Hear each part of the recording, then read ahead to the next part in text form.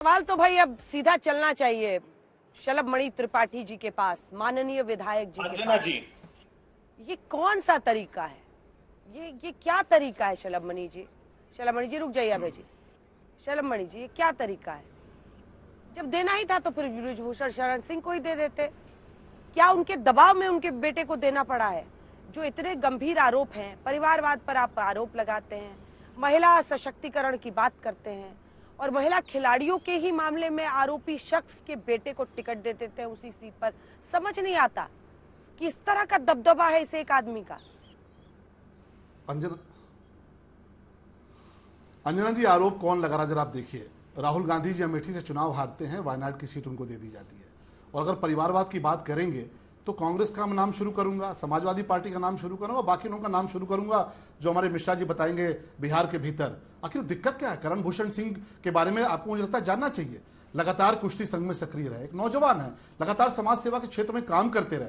एक नौजवान, एक युवा को अगर मौका मिला है, भारतीय जनता पार्टी ने दिया है, तो इसमें तकलीफ उन लोगों को हो रही है कि जिनकी नेहरू जी से उठा के इंदिरा जी के बाद राजीव जी के बाद सोनिया जी के बाद राहुल जी और प्रियंका जी, जो पूरी का पूरा खानदान चला रहे हैं, पूरी की पूरी प्राइवेट लिमिटेड कंपनी चला रहे हैं। समाजवादी पार्टी का मैं नाम गिनना शुरू करूंगा तो मुझे लगता है कि अभी देखिए 5 टिकट दिए हैं और कोई यादव समाज का व्यक्ति नहीं मिला। यहां मोहन यादव जी को उठाकर भारतीय जनता पार्टी में मुख्यमंत्री बना दिया जाता है, एक साधारण से कार्यकर्ता को। कि जब अंजना ओम कश्यप पहुंची कि मैंडेट मिला है, वहां पर जब फोटो खींची गई तो उस फोटो में भी मोहन यादव जी नहीं थे, सबसे पीछे खड़े थे। उठा के भारतीय जनता पार्टी ने मुख्यमंत्री बना दिया। लेकिन आज समाजवादी पार्टी को 5 लोग परिवार के, डिंपल जी हो गए, अखिलेश जी हो गए, धर्मेंद्र जी हो गए और भी जो उनके अंकुर हो गए, 5 लोगों के बाहर परिवार नहीं मिलता। वो लोग आज करण भूषण सिंह पर सवाल उठा रहे हैं, जिस नौजवान ने लगातार काम किया है, जिसने कुश्ती संघ को आगे बढ़ाया है, जिसने लगातार बेहतर काम किया है। आज तक कोई कंट्रोवर्सी उस नौजवान के साथ नहीं रही है। और कैसरगंज बड़ी अंतर से चुनाव जीतने जा रही है भारतीय जनता पार्टी। इसलिए तकलीफ है कांग्रेस पार्टी को, इसलिए तकलीफ है इनके गठबंधन के लोगों को। ये हमें नैतिकता सिखाएंगे जिनकी पूरी की पूरी पार्टी शिफ्ट हो जाती है। एक कोई लड़का रहा होता हमारे आप जैसा अंजना जी, उसका कैरियर खत्म हो जाता अगर अमेठी का चुनाव हार जाता। लेकिन अमेठी का चुनाव हारने के बाद राहुल गांधी आज भी अपनी पार्टी के सबसे बड़े नेता हैं, वो चीजों को तय करते हैं। वो लोग बैठ के सवाल खड़ा कर रहे हैं और इसलिए हम कह रहे हैं कि देश की जनता समझती है, प्रदेश की जनता समझती है, इनकी नीयत समझती है, इनकी नीति क्या है। मुख्तार अंसारी को शहीद बताने वाले सुनील भाई यहां पर बैठे हैं, मैं तो कहता हूं इनके जैसे नौजवानों को क्यों नहीं आगे बढ़ाते। लेकिन मुख्तार अंसारी शहीद है, इनके नेता कहते हैं, मुरादाबाद से चुनाव लड़ रहे हैं कि मुख्तार अंसारी शहीद हैं, शहाबुद्दीन शहीद हैं, अतीक अहमद शहीद हैं। उनको शहीद बना के, मतलब हम लोग तो महापुरुषों के तौर पर अशफाक उल्लाह खान को जवाब ले लेते हैं, उनके प्रणाम करते हैं। दुबे जी भी हाथ खड़ा कर रहे हैं, सुनील जी भी कर रहे हैं। दुबे जी जवाब दे दीजिए। अभय जी, अंजना जी, ये 14 अप्रैल 2024 तक प्रज्वल को भी बता रहे थे। प्रधानमंत्री तो अपने अकाउंट में उसके वोट ले रहे थे। कितनी शर्मसार कर देने वाली बात है। अड़ा रहे ब्रजभूषण सिंह कि मुझे मेरे परिवार को टिकट नहीं दिया तो भारतीय जनता डर गए, डर के शरण में चले गए। और ये पहला किस्सा नहीं है, कुलदीप सेंगर का भी किस्सा ऐसे ही हुआ था। अदालत ने कहा कि पोस्ट टू पिलर दर दर भटकती रही, मुख्यमंत्री को शिकायत, आदित्यनाथ जी को शिकायत के महीनों बाद तक कार्रवाई नहीं हुई। वो तो अदालत का शुक्रिया अदा करो। और पुलिस अभिरक्षा में उसके पिता की हत्या कर दी गई, जो शिकायत बेचारी बेटी करने गई थी। बाद में रोंद कर मार डालने की कोशिश की गई। और ये पहला नहीं है, सारे प्रांतों में चले जाइए। बीएचयू में क्या हुआ? ये तो प्रधानमंत्री का संसदीय क्षेत्र है। कौन थे वो लोग? गैंगरेप के आरोपी, गैंगरेप के आरोपी। उसके बाद सत्ता की भूख मिटाने दूसरे प्रांतों के राज्यों के चुनाव में, मध्य प्रदेश के चुनाव में गए, वो प्रचार करने के लिए। कार्रवाई नहीं करती भारतीय जनता पार्टी। अगर मुखरता से प्रतिपक्ष आवाज नहीं उठाए तो ये तो बलात्कारियों को, आतंकियों को। आप शर्मनाक बात तो देखिए, आज हिंदू प्रधानमंत्री जी शमशान, कब्रिस्तान, दिवाली, रमजान हिंदू मुसलमान करते हैं और सैफुल्लाह फारूक को टिकट देते हैं। पंडितों का हत्यारा 10 साल जेल में रहकर आया। तारिक अहमद मीर पाकिस्तान से हथियार सप्लाई करता था, विधानसभा का चुनाव लड़ाते हैं उसको। तालिब हुसैन को हमारे गृह मंत्री जी मंच पे पीछे खड़ा करते हैं, दुर्दांत आतंकवादी को। क्या बात करते हैं? इनको कोई परहेज नहीं। वो भ्रष्टाचारी हो, आतंकी हो, बलात्कार के आरोपी हो, इनको सत्ता की भूख मिटानी है। नहीं तो ये अजीत पवार को, हसन मुंशिफ को, प्रफुल्ल पटेल को, हेमंत बिस्वा शर्मा को, शुभेंदु अधिकारी को, भावना गवली को, यशवंत जाधव को एक के बाद एक शामिल नहीं करते। ईडी के नोटिस दे दे के भारतीय जनता पार्टी में शामिल किया है, उनके साथ साझा सरकार बना ली। शर्मसार कर देने वाली बात है। जहां तक ओम बिड़ला जी वाला प्रश्न है तो मैं ये साफ कहता हूं कि शलभ मणि जी सिर्फ 2 लाइन का जवाब दीजिए, फिर सुनील जी के पास जाऊंगी। लेकिन लेटरल एंट्री वो उनका नहीं हुआ, लेकिन लेटरल मेरे पास एंट्री सिर्फ से एक लाइन में एक बात कहनी है अंजना जी, आप तो बहुत प्रख्यात पत्रकार हैं, बोलने दीजिए अभय जी बोलने दीजिए। एक लाइन में बोलूंगा, 2014 के पहले इस देश में कितने आतंकी हमले होते थे और 2014 के बाद किसी भी शहर में आतंकी हमला क्यों नहीं हुआ? अभय जी जरा आप बताइए, किस प्रकार से आपने मुंबई को पूरी की पूरी आतंकियों के हाथ में सौंप दिया और आतंकियों के बाटला एनकाउंटर में मरने पर कौन रोया था? आतंकी मारे गए, कौन रोया था? टोकिए मत। आतंकवादियों के मारे जाने पर बाटला एनकाउंटर के बाद कौन रोया था? सोनिया गांधी जी क्यों रोई थी? हिंदू आतंकवाद क्यों किया आपने? हिंदुओं को आपने आतंकवादी बनाने का प्रयास क्यों किया? आपकी जो अलायंस पार्टी है समाजवादी पार्टी, बीच में मत टोकिए। 2014 के पहले आतंकी हमले बार बार क्यों होते थे? हर शहर में क्यों होते थे? क्योंकि कांग्रेस पार्टी की सरपरस्ती थी। आप आतंकवादियों को संरक्षण देते थे। बाटला एनकाउंटर में मोहन शर्मा अपने बेटे को कभी भारत में आईएसआई को जांच के लिए नहीं बुलाया शलभ मणि जी। आतंकवादियों के लिए हमले के बाद कांग्रेस पार्टी आईएसआई को जांच के लिए एक बार जल्दी से थोड़ा सा दिखा दीजिए, बाकी दोनों को भी दिखा दीजिए, बाकी दोनों को दिखाइए भाई, हटाइए, नहीं तो फिर बीच में मत टोकिए। हिंदू आतंकवाद सत्यप्रकाश जी और आप ऑफर दीजिए ऑन एयर ही अभय जी को अपनी तरफ करने का।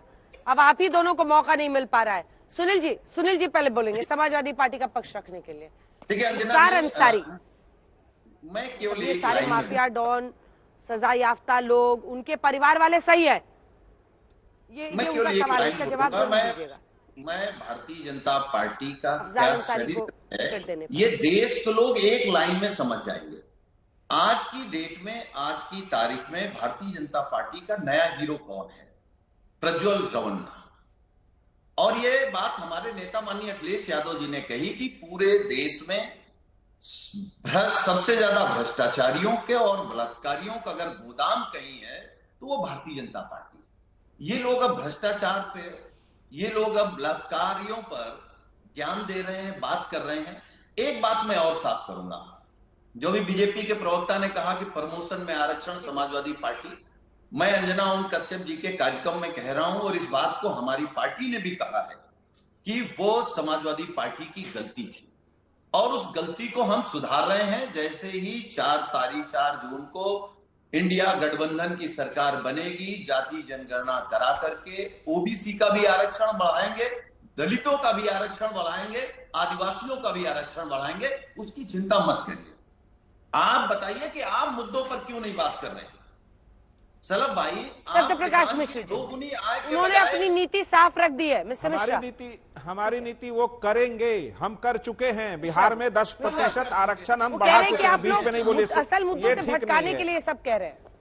समाजवादी पार्टी के जो प्रवक्ता मित्र हैं वो करेंगे, गलती स्वीकार कर रहे हैं। ये बीच में बोलना ठीक नहीं है। सुनील जी प्लीज, आपके वक्त में नहीं बोल रहा था मैं। समाजवादी पार्टी दलितों की घनघोर विरोधी पार्टी रही, इसमें किसी को इनकार नहीं है। और जब मौका था उस समय दिया नहीं, प्रमोशन में आरक्षण, वोट कर दिया खिलाफ। खबर बड़ी दिलचस्प आ रही है, क्योंकि पाकिस्तान के पूर्व मंत्री फवाद चौधरी ने अब ये कह दिया है कि लगता है मोदी जी मेरे बयान से परेशान है। फवाद चौधरी ने किया था राहुल गांधी का समर्थन। फवाद के बयान पर पीएम ने राहुल गांधी पर हमला किया था और फवाद चौधरी अब अपनी पीठ थपथपाने लगे हैं। वो लेक्स पर लिख रहे हैं कि ऐसा लगता है मोदी जी मेरे बयान से परेशान हैं। सत्यप्रकाश मिश्र जी, आप इसी पर रिएक्शन दे दीजिए जल्दी से। इंडिया पाकिस्तान कौन करा रहा है? कांग्रेस पार्टी इसमें दिलचस्पी ले रही है। अब उस बयान पर कोई न कोई टिप्पणी तो करनी पड़ेगी। वास्तविकता ये है कि इस चुनाव में अल्पसंख्यक शब्द और एक खास अल्पसंख्यक शब्द और पाकिस्तान शब्द लाने में कांग्रेस थोड़ी सफल रही है। करारा जवाब मिलेगा, क्योंकि झूठ के पालने पर बहुत ज्यादा खेल नहीं चलता। झूठ पर झूठ बोल रहे हैं, रणनीतिक रूप में बीमार हैं, कोई दवाई खा रहे हैं, कभी कह रहे कि आरक्षण वाला दवाई, कभी संविधान वाली दवाई, कभी ये पाकिस्तान वाली दवाई। तो राहुल गांधी को तय कर लेना चाहिए कि चुनाव वो 2011 में जो सेंसस का डेटा गायब कर दिया, उस पर भी जवाब मांगेगी जनता। यूपीए की सरकार 10 साल थी, 3 साल उस फाइल पे बैठे रहे जातिगत जनगणना पर, उस पर कुछ बोलते नहीं समाजवादी पार्टी वाले, रिया वैद्य प्रवक्ता कांग्रेस के। फवाद चौधरी ने अब शलभ मणि जी सीधा पीएम पे कह दिया है परेशान है कि उनके ट्वीट से पीएम परेशान हो गए हैं। अंजना जी, देखिए, फवाद चौधरी कांग्रेस के समर्थन में कूदे हैं तो प्रधानमंत्री जी ने बयान दिया, पर आप एक बात बताइए कि पाकिस्तान या इस देश का दुश्मन देश कोई भी होगा, वो भारत के भीतर कौन सी सरकार चाहता होगा? मोदी जी को चाहेगा या कांग्रेस पार्टी को चाहेगा?